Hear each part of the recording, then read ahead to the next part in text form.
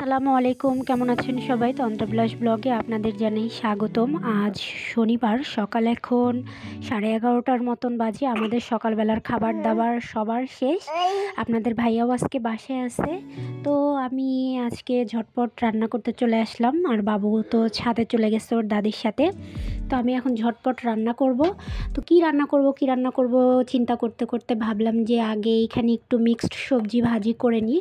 শীতের দিন আর শীতের সবজি ভাজি খাবো না তা তো হইতে পারে না, অসম্ভব মজা লাগে। তো একটু ব্রোকলি, ফুলকপি, আলু আর শিম দিয়ে একটু ভেজে নিলাম। ব্রোকলি ফুলকপি দুইটাই শরীরের জন্য অনেক উপকার, আর আমার বাচ্চাও খায়। তো এটাই আমার কাছে মনে হলো যে ঝটপট করার জন্য একদম সহজ রেসিপি। আর এদিকে একটু আলু ভেজে নিচ্ছি, এটা দিয়ে ট্যাংরা মাছ রান্না করব। আর আজকে মটরশুঁটি একটু দিব ট্যাংরা মাছে। সবসময়ই চাই যে একটু হেলদি খাবার করতে, কিন্তু দেখা যায় যে সেই রিচ খাবারই হয়ে যায়। মানে এটা ওটা ভেজে নিয়ে করতে করতে খাবারটা হেভি রিচ হয়ে যায়। আর এদিকে আমি পেঁয়াজ রসুন এগুলো আস্তই একটু দিচ্ছি, দিয়ে ভেজে নিচ্ছি।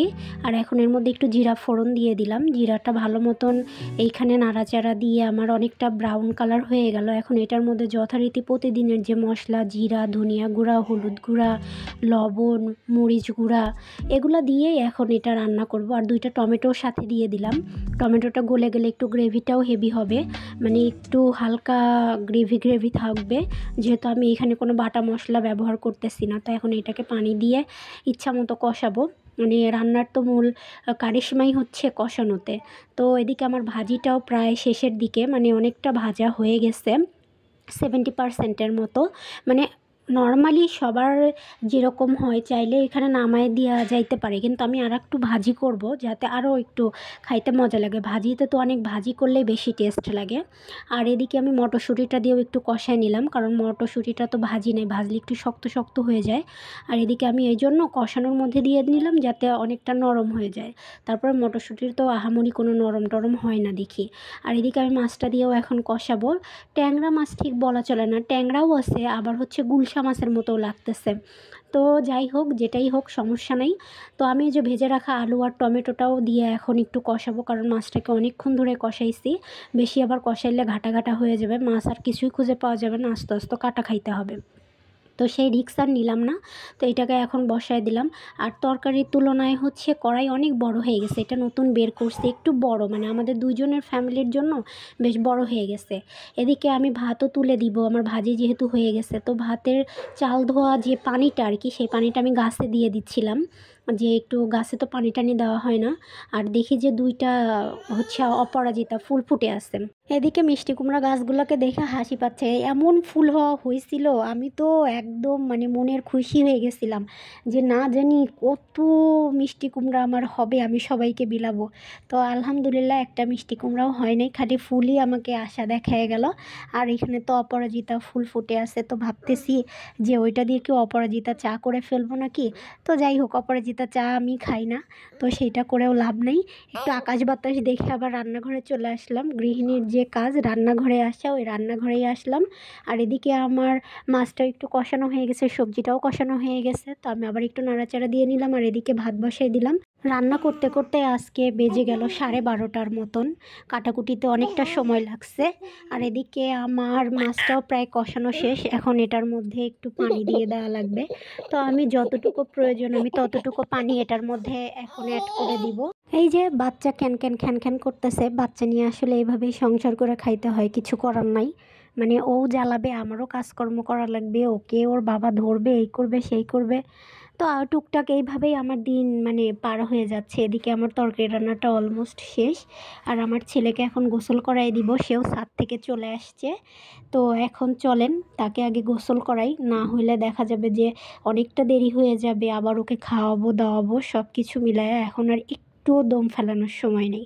রান্না করতে করতে অবশ্যই একটু মনে হচ্ছিল যে শুই, কারণ অনেকক্ষণ দাঁড়ায় আছি, তো একদম ভাল লাগতেছে না।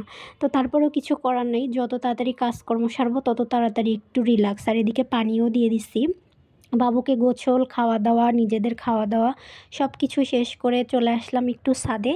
ছাদে আসার বিশেষ কারণ হচ্ছে আজকে আমি কম্বল নাড়া দিছি। মানে এইটা আমার রোগ না কি আমি জানি না, মাঝে মধ্যেই তোশক কম্বল এগুলো আমার নাড়া না দিলে ভালো লাগে না।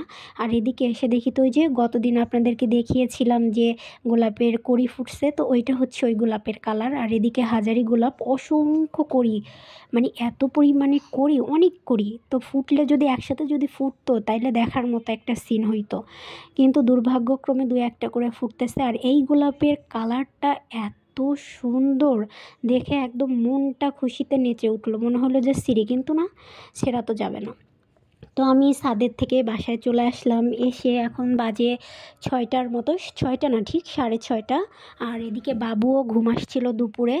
আর আমাদেরও মানে একটু রেস্ট টেস্ট নেওয়া হইলো। নেওয়ার পরে মনে হইলো কি যে কিছু একটা খাই, ক্ষুধা লাগছে। তো এই চিন্তা সেই কাজ, আমি এখানে একটু বাঁধাকপি কুচায় নিলাম, একটু কর্নফ্লাওয়ার নিলাম, একটু ওটস নিলাম, তারপরে একটু ধনিয়া জিরা গুঁড়া নিলাম, মরিচ গুঁড়া অল্প পরিমাণে, কাঁচামরিচও অল্প পরিমাণে, যেহেতু আমার বাচ্চা খাবে। তো সব কিছু মিলায়ে আমি মিক্সড করে একটু ডিম দিয়ে দেন আমি এটা চুলায় বসিয়ে দিছি, পাকোড়া টাইপের হবে। তবে ওটস দিয়েও যে এত সুন্দর একটা পাকোড়া হয়, এই ফার্স্ট আমি করলাম। তো আমি এর আগে কখনোই করি নাই, মানে ওটস দিয়ে আর কি, নর্মালি অ্যাজ ইউজুয়াল করছি, কিন্তু এটা খেতে অসম্ভব মজা হয়েছিল। আর এইভাবেই চুলার পর থেকে আমার এগুলো ভাজি করতেছি, ওর বাবা খাচ্ছে বা দিয়ে আসতেছি এরকম। আর এইটা ঠিকঠাক মতন আমার তোলা হয়নি ছবি আর কি। আর ভাজছিও, নিজেও একটু খাচ্ছি, বাচ্চাও এর মধ্যে উঠে গেছে, তো ওকেও একটু দিচ্ছি। তো আমার দেখলাম যে সার্থকতা ওইখানেই, যে আমার ছেলেটা ঠিকঠাক মতো খাইলো। মানে মা হইলে যা হয়, বাচ্চারা খাইলে তবেই না আমার সার্থকতা, যে কোনো জিনিস করে। আমার মাও করছে, আপনাদের মা বাবাও করে। তো এটা মোটামুটি ভাজা প্রায় শেষের দিকে, কালার হয়ে আসছে, তো আমি তুলে নিলাম। বেশি পোড়া পোড়া করব না, কারণ বেশি পুড়ে গেলে মানে বেশি ফ্রাই করার দরকার নেই আমার কাছে মনে হলো। এমনিতেই তো এটা খাইলে গ্যাস হবে। তো আমি দু একটা যা খাইছি খাইছি, আর আমি খাবো না, কারণ আমার আবার চা তো খাইতে হবে। পাকোড়া করতেছি আর চা করব না, তা তো ভাবাই যায় না। মানে আমার সব কিছুতেই চা। আর সবচেয়ে মজার বিষয় কি জানেন, আমি যে এটা করতেছি না, আমার কাছে মনে হচ্ছে কি এইটা না করে যদি একটু রুটি করতাম, রুটির সাথে খাইতাম। যদিও রুটি বানানো আছে, তো আমি মনে হয় লাস্ট অবধি রুটি দিয়ে চা দিয়েই খাবো। তো আমার চাটাও হয়ে গেছে, এখন এটাকে ঢেলে নিয়ে গিয়ে ওর বাবাকে দেই। আমি না সত্যি বুঝি না, মানে আমার যে মাঝে মধ্যে কি হয়, মানে আমার যখন যেটা আমি কন্টিনিউ খাই সেইটাই আমার খাইতে হবে, এর ব্যতিক্রম করা যাবে না। চা রুটি আপনারা তো প্রায় দেখেন আমি চা রুটি খুব পছন্দ করি, চা পরোটা পছন্দ করি, মানে ওইটাই আমি খাবো। এই যে বললাম না আমার সার্থকতা পাকোড়া বানানোর, তো খাচ্ছি, ওকেও একটু সময় দিই। তো আজকের ভিডিওটা এখানেই শেষ করছি। সবাই ভালো থাকবেন, সুস্থ থাকবেন, সাবধানে থাকবেন। কে কোথা থেকে দেখছেন আমাকে অবশ্যই জানাবেন। আমার ভিডিওটা ভালো লাগলে একটা লাইক কমেন্ট শেয়ার করে দিবেন, আর আমার চ্যানেলটাকে অবশ্যই সাবস্ক্রাইব করবেন। ইনশাল্লাহ দেখা হবে পরের একটা ব্লগে।